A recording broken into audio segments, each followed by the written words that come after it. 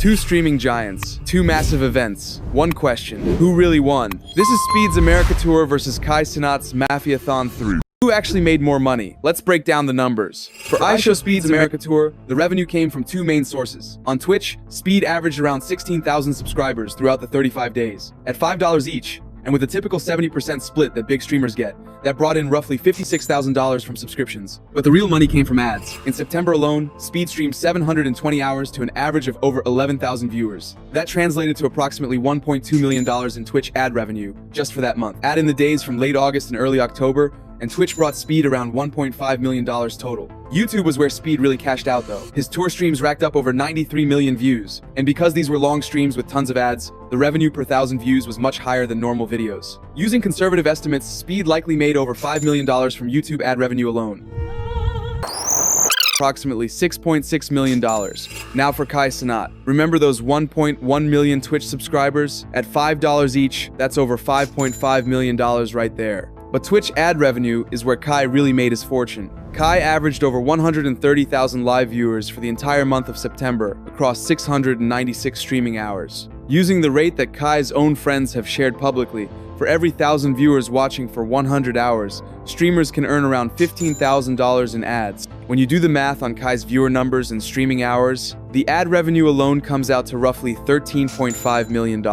Add in the subscriber revenue, and kaiceant's Mafiathon 3 generated approximately $19 million in total. So who won? If we're talking pure numbers, kaiceant made nearly 3 times what Speed made. His $19 million versus Speed's $6.6 million isn't even close. But here's where it gets interesting. Speed gained more new followers than Kai despite having less than half the watch time. Speed brought in over 2.2 million new followers across platforms, while Kai gained just over 1 million. That tells us something important. Speed's tour attracted more new people to his community. He expanded his audience in a way that will pay off for years to come. Like this whole tour felt like a whole movie when I'm here at these cities and meeting these people and literally becoming a Chicago and a Bostonian, whatever. Like I literally put my shoes in their shoes, so it feels amazing. And then there's the reputation factor. Speed's tour ended with him being praised for his generosity and genuine connection with fans. Kai's marathon ended with Begathon trending on social media and a damaged reputation that he's still trying to repair.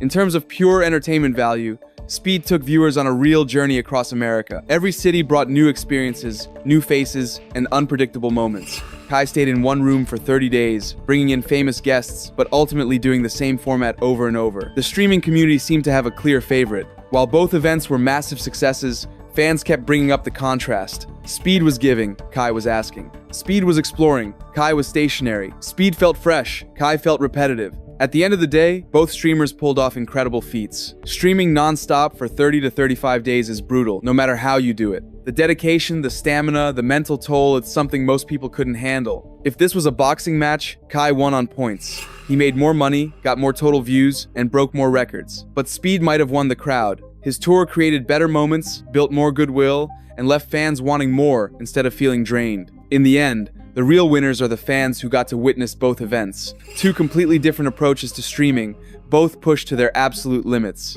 Whether you're Team Speed or Team Kai, September 2025 will go down as one of the most legendary months in streaming history. The question now is, what do they do next? Because after events this massive, anything less will feel like a letdown. The bar has been set impossibly high, and the entire streaming world is watching to see who makes the next move.